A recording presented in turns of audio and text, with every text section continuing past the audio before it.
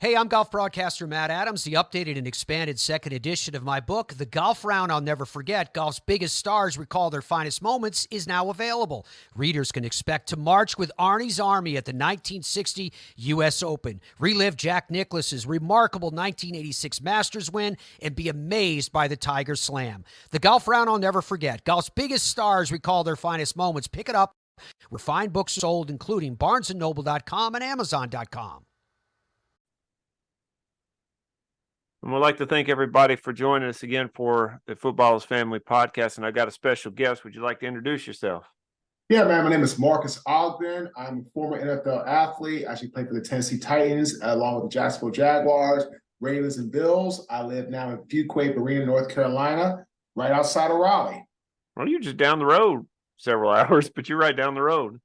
Yeah, only 6, 7, 8, 9 hours, somewhere around there. There's not a fast way to get to North Carolina from Tennessee. You just have to drive.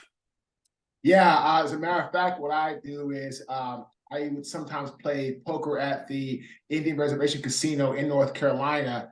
You drive as far west as you can in the state, go through the Smoky Mountains, all that kind of stuff, and then about 10 or 15 minutes past the casino is the Tennessee line. The Cherokee, North Carolina.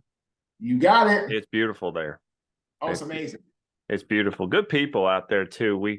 I went out there several years ago, but one thing about the Footballers Family, Marques, is I like to know why you like football, but I'm going to leave this open to you. You tell me your football story, and then we can go from there.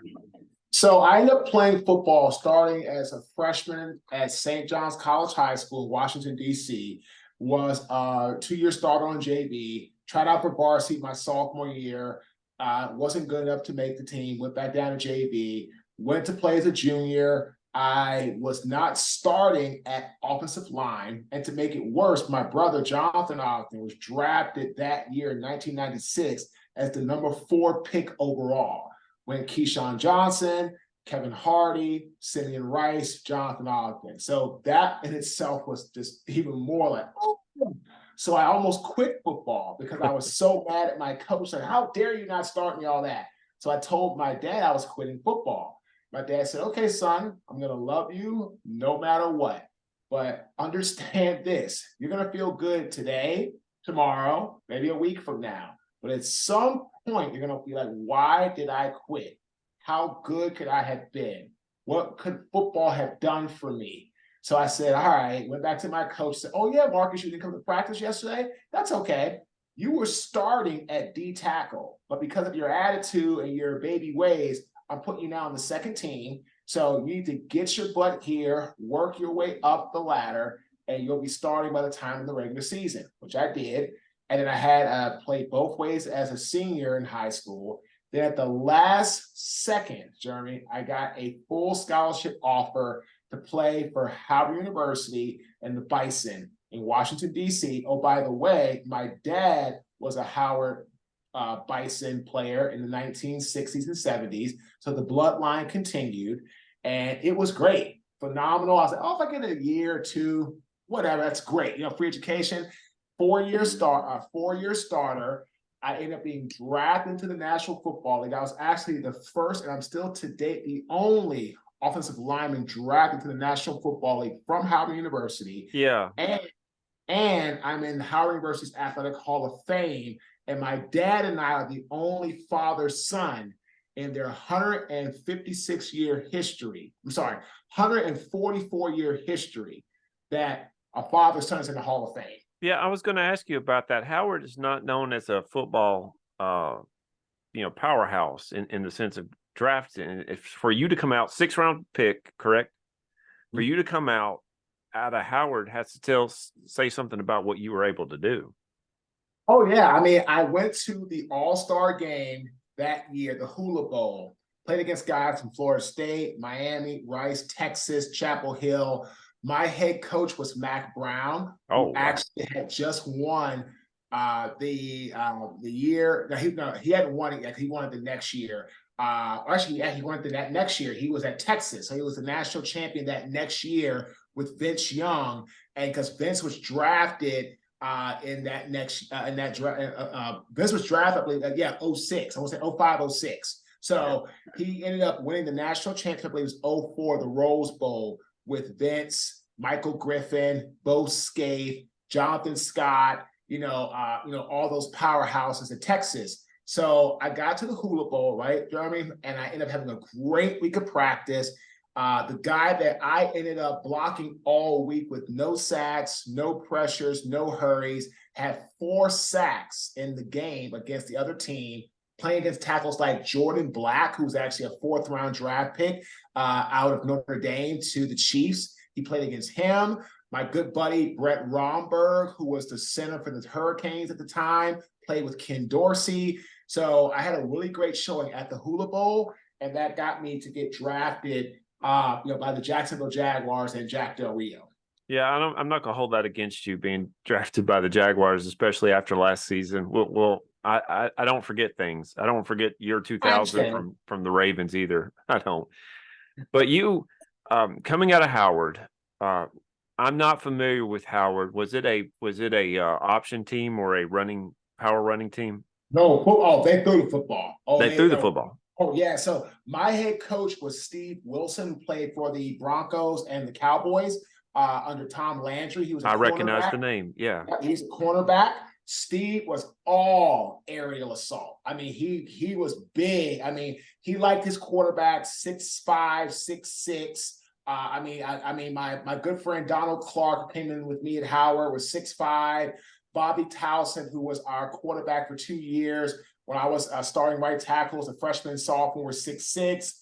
Ted White, who came to the NFL for a little bit with the Patriots, was about 6'3", 6'4". So Steve believed in throwing the football all day long. So at Howard, I got a lot of reps, pass blocking in the MEAC against other teams like, Towson. Yeah. We also played the SWAC like Jackson State.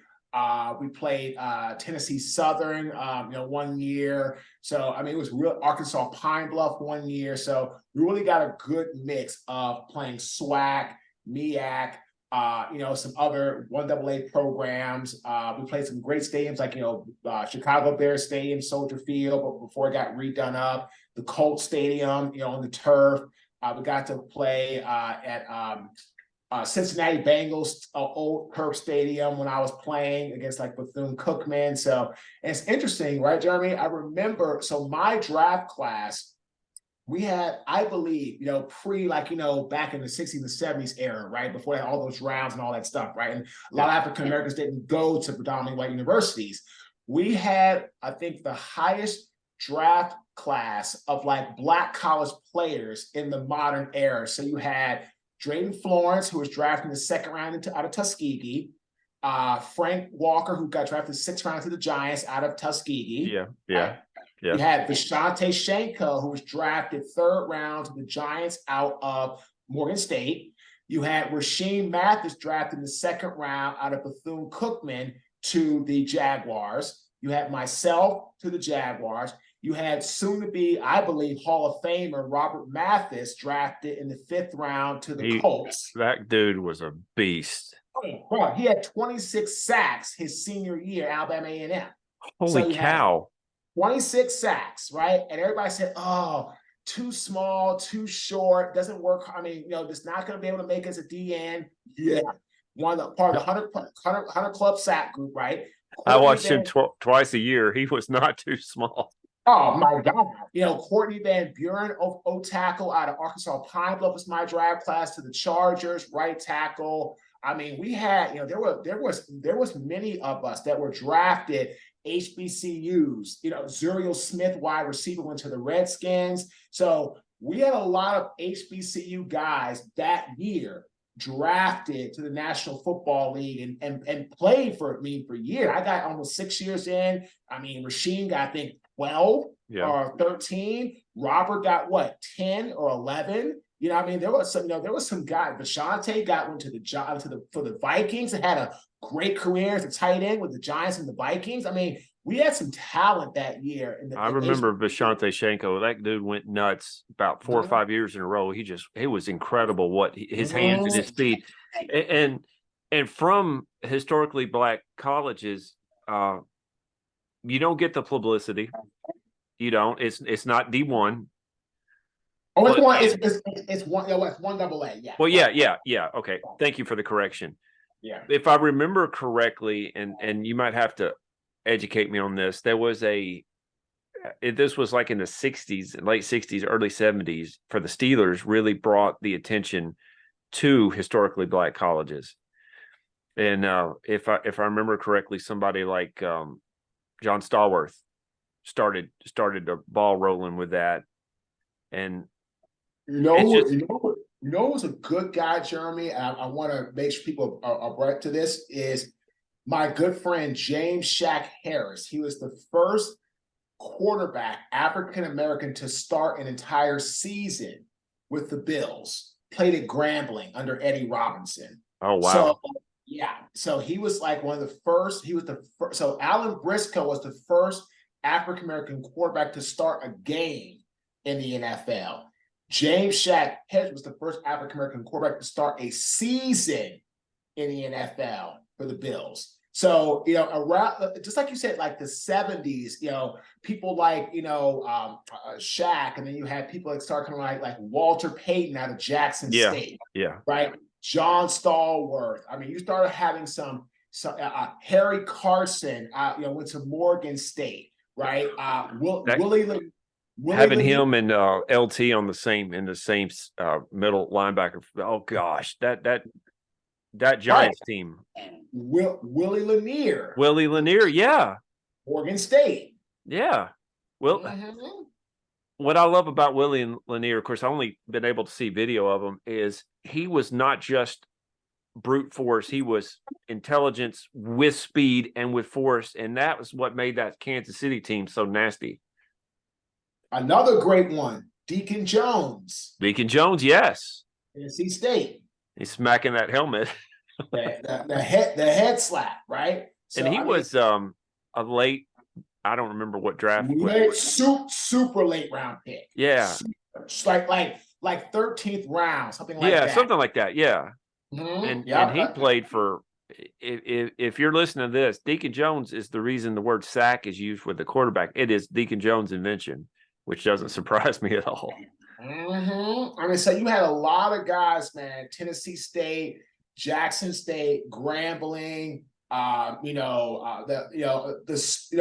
the SWAC. That's the SWAC, the Southwestern Athletic Conference, had more players, I believe, drafted in the 70s and 80s because of Eddie Robinson, Grambling, all that. Then the MEAC came in. Richard Dent. Richard Dent. My dad and my sister graduated from TSU, and I've got to learn a little bit about that. And if I remember correctly, was Ed Too Tall Jones from Tennessee Of course. Ed Too Tall Jones, Tennessee State. Yep. Yeah, Tennessee State is one of those that where I live, it is, people love them. And if I remember correctly as well, Eddie George is the coach up there. That's correct. That is correct. And Eddie's an OSU guy, but he's done a great job bringing the guys in, and done a really nice job with recruiting, done a nice job with the program. Eddie's a great guy. As a matter of fact, I interviewed Eddie on my old podcast. Great guy. As a matter of fact, my brother and Eddie were in the same draft class. Your brother and Eddie, and I don't want to talk about that too much, but your brother and Eddie had some wars, if I remember correctly.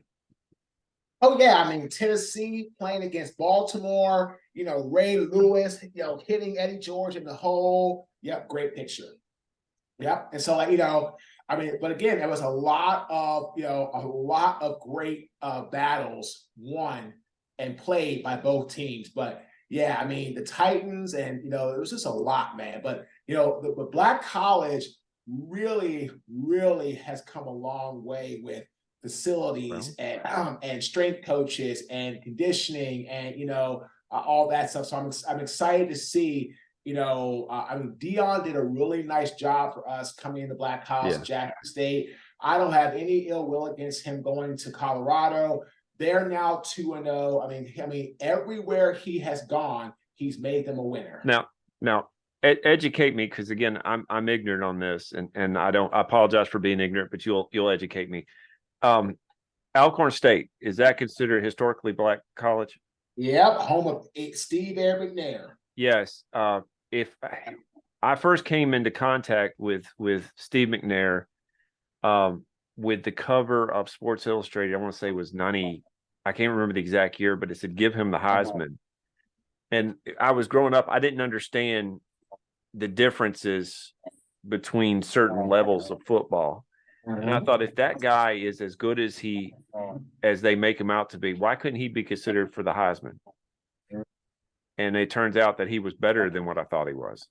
Oh my God. Yeah, I mean, literally changed the game at the quarterback position with his size, speed, his intelligence. I mean, his ability to read the field, lead people. He was just a true competitor. We hit him, he'd get up. I mean, he didn't know anything other than getting up off the turf when he got knocked down. So he was absolutely a phenomenal athlete. Oh, and so you played offensive line for Howard, correct? What main position did you play? Tackle, right tackle. Right tackle. You at your biggest, your playing weight. What was it? In college or the pros? Well, college. Let's go with college right now. About 330. Was that a pretty good size for Howard, or for the level that you were on, or is that considered? I was bigger than most guys that play at that position, Howard, across the conference. Most guys were like 300, 310. But I was also I'm almost like 6'5.5", 6'6". I could get away with that. Now it's interesting, inside go into guard, guys were a lot heavier, 340, sometimes 350.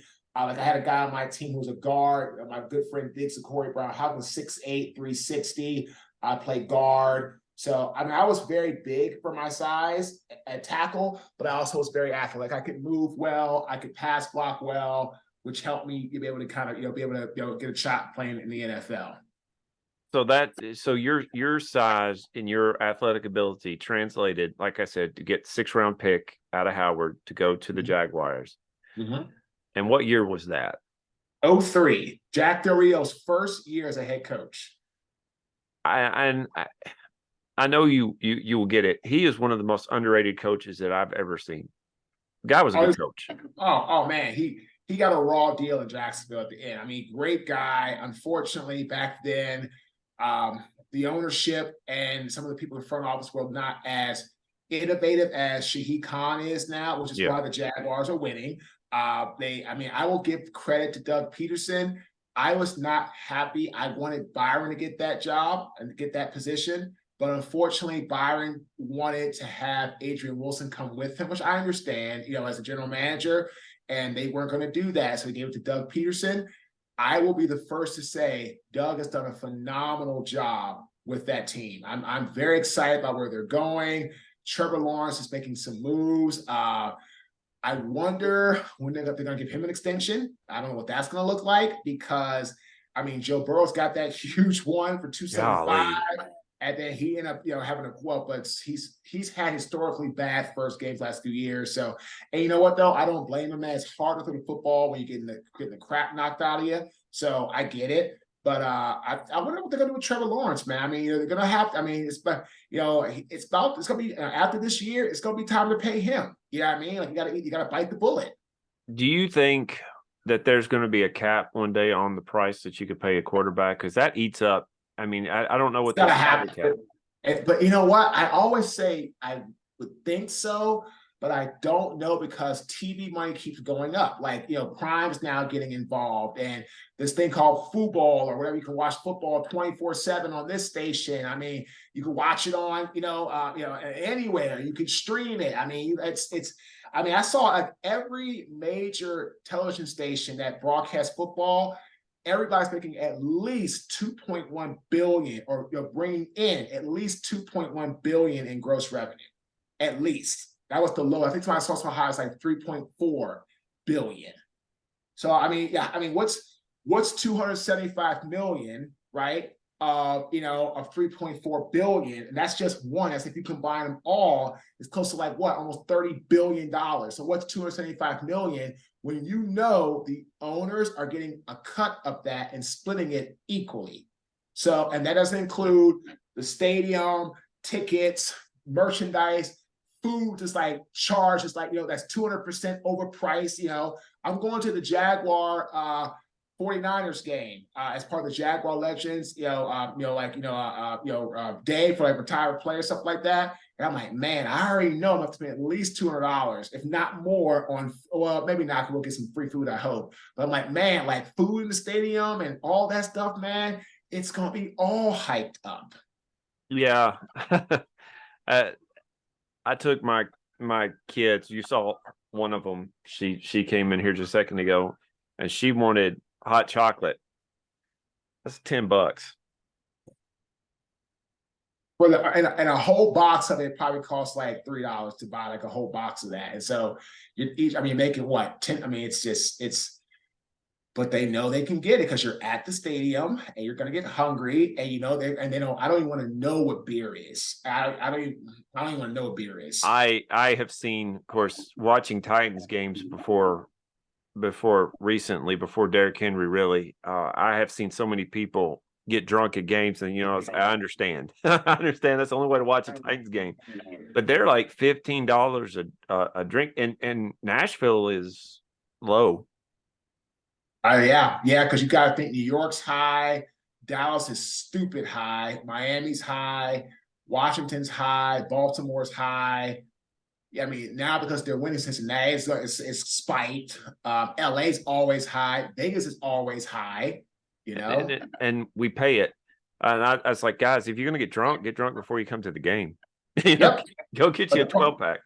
Yeah, I mean, you get that for like what, like $8 versus going to spend like damn near $200 to get 8 beers at the game, and then being mad when you get home, like, why I spend that kind of money? So you played for what, 6 years? You played for Jacksonville, then you went to Baltimore. Okay, Baltimore. Then you went to Buffalo, and then you went to Tennessee. Mm-hmm. Fan-wise, during what was it, 06 or 07, you were in Tennessee. Yeah, the fans have gotten better over the years with Tennessee. But out of the three, let me make a guess that Buffalo had the most fanatic fans. No, Baltimore. Oh, Baltimore. Because at that time, Buffalo was struggling. Bills Mafia existed, but it wasn't as loud and aggressive as they are today. Nice. It's always been there, hadn't it? Just not like it is now. But they weren't like because early 90s, they was all gung-ho.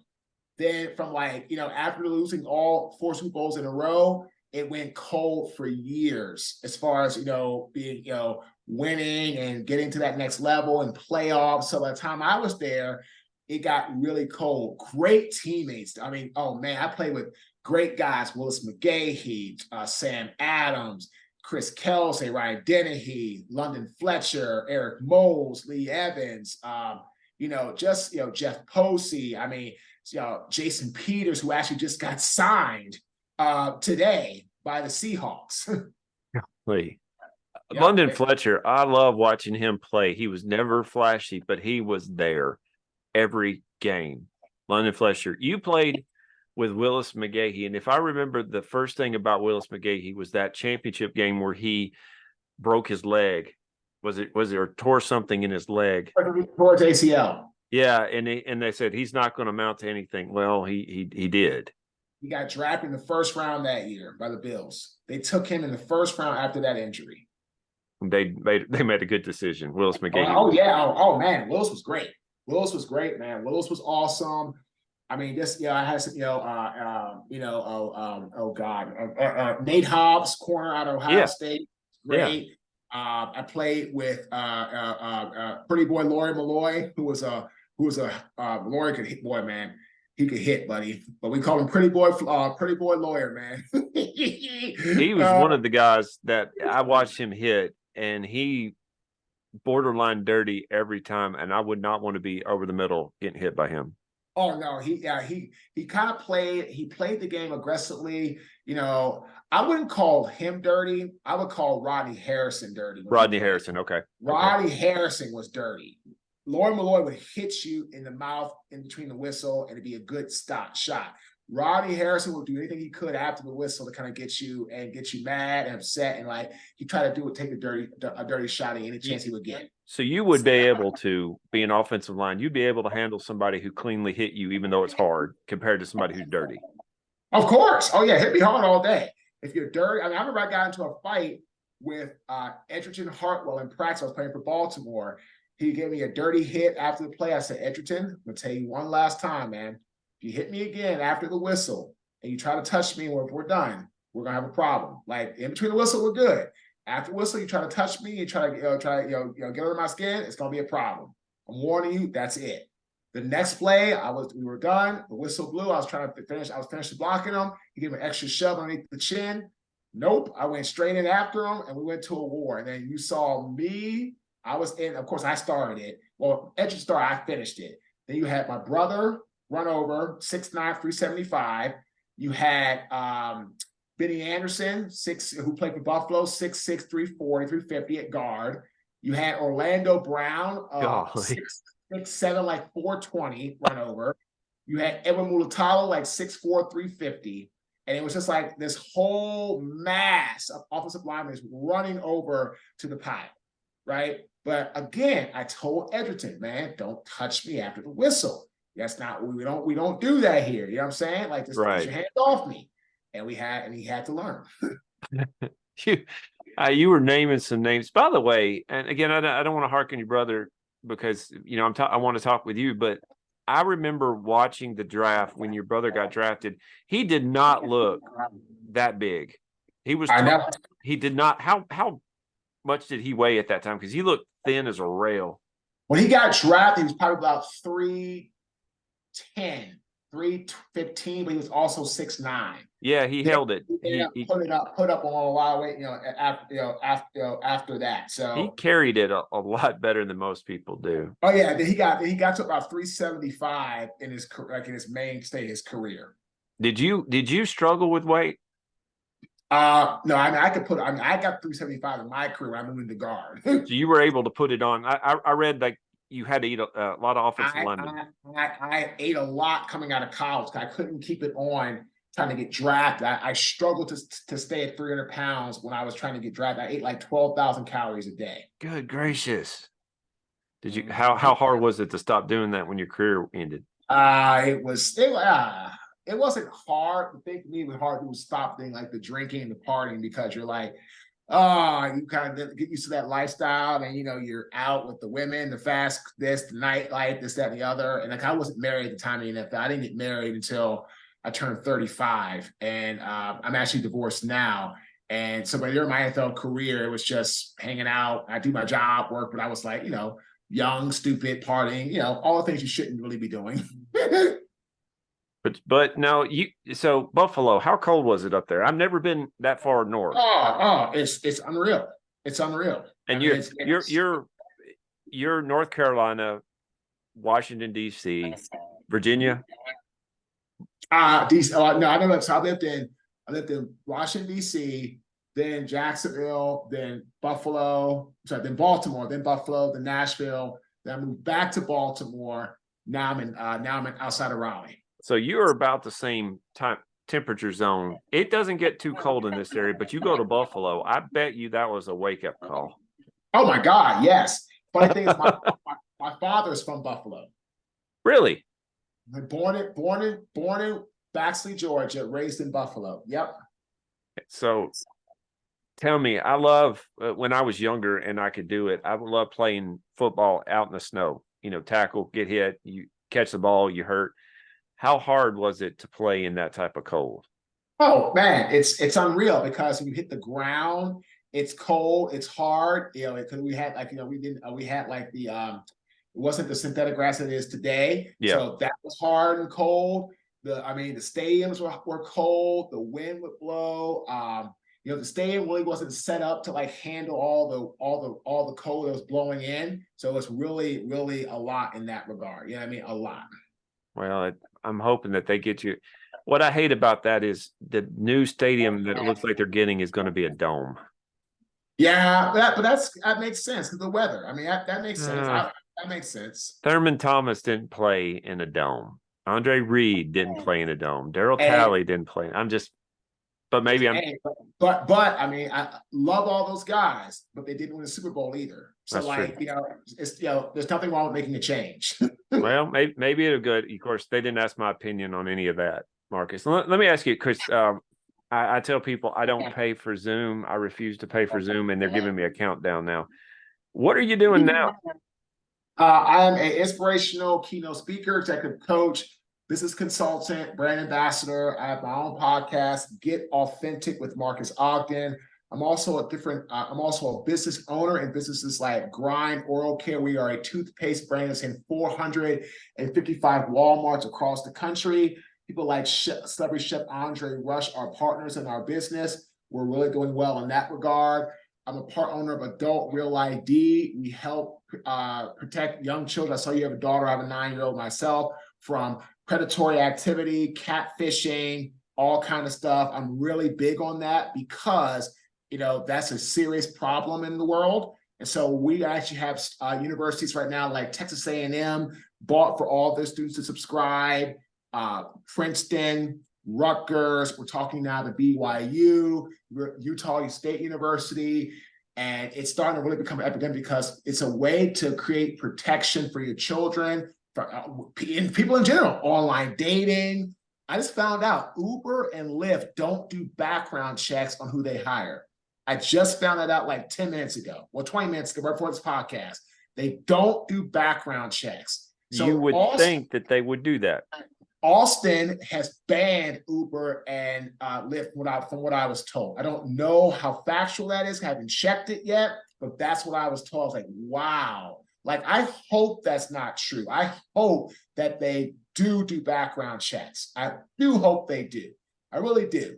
But if they don't, man, and so if that's the case, Austin has banned them. I was told by somebody else this afternoon that Austin has banned Uber and Lyft in their area. So what would be great is people like that partnering with us to help bring an extra layer of protection to people that are getting into an Uber or traveling, or if you're on, I'm divorced, right? I was on online dating. I was on like Tinder and Zusk and all these things. And, I got so many women were like, okay, 4 minutes though. I didn't say that, but okay, well, own a business, you take care of yourself, you're a good looking guy, you can't be real. You can't be real. I'm like, why not? Well, I don't know. I don't trust it. Can we FaceTime? Sure. I got no problem with that. Oh, you are real. So I don't blame them. So many women I was meeting on these apps were saying, well, how do I know you're you? And I get it, right? So Adult Real ID is all about making people feel safe and secure. So I'm part owner in that. And I do a lot of speaking, coaching, consulting. And of course, we have our podcast, Get Authentic with Marques Ogden. It's in the top 1% most popular podcast worldwide. We're also, which you're interested in too, right, Jeremy, is launching a cohort program on branding, how to get on speaking stages, and how to grow and monetize your podcast. Yeah. Can you send me all this information so I can put it in the show notes? Everything. Of course. Yeah. I mean, the best thing that people can do is, easiest way is go to Marques360.com, MARQES360.com, or, right, Jeremy, just download our app. Go on your Apple phone or your Android phone, type in on the App Store, Marques Ogden. It'll pop right up. Hit subscribe. You can stay up on our website, exclusive content, our podcast, how to connect with us. The app is a great way to be able to get, bam, information right in your hand. Well, there it is. I have just downloaded it. Yeah, man. We're all about positivity. We're all about helping people, and we're all about encouragement.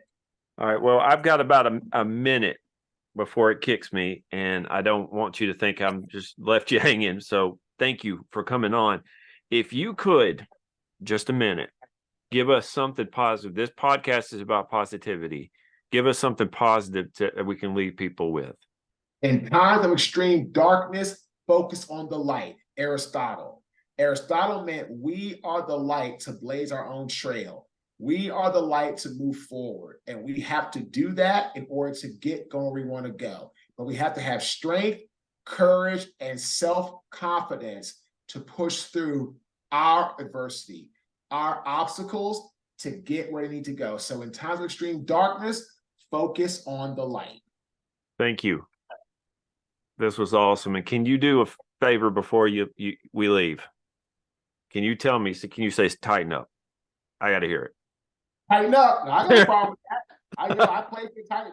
Hey, man, Jeff Fisher was a great coach. I mean, I didn't play for any bad coaches. I mean, I had Mike Munchak as an O-line coach, phenomenal. I had Jim McNally.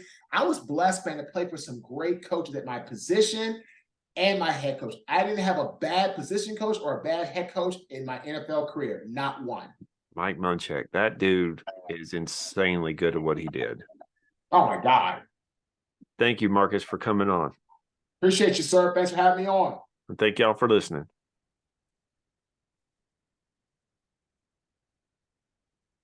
Hey there, sports history fan. This is Arnie Chapman, a.k.a. the Football History Dude, and I hope that you enjoyed this recent episode presented by the Sports History Network and were able to learn some good old-fashioned sports history knowledge nuggets. I started the Sports History Network back in 2020 with the mission to help podcasters find a community of like-minded sports history nerds, as well as helping aspiring podcasters to start their own shows. We have a little bit over 30 shows on the network right now covering all sorts of sports history, but as far as I'm concerned, we're just at the toothpick in the ocean moment, that can't even figure it out because there's so much more coming. We wanted to create the ultimate headquarters for sports yesteryear, starting with Podcast Network and our website, but we're going to continue to move into other mediums as well. And here's the cool part, because we want you to be part of our team. So if you're interested in starting your own podcast, or maybe being a guest on one of our shows, or who knows, maybe even writing an article for us over on the website. Seriously, all you gotta do is reach out to us on the contact page over at sportshistorynetwork.com. You can be as technologically savvy as a Neanderthal tapping on a stone trying to figure out this whole hieroglyphics thing back in the day. Again, it doesn't matter, because even if you don't understand the whole podcast space, we have a production team that can pretty much help you out with doing everything. All you gotta do, head over to sportshistorynetwork.com, head to the contact page, fill it out. That message goes right to me, and I'll reach out to you as soon as I can. But for now, dude, I'm through if you're through.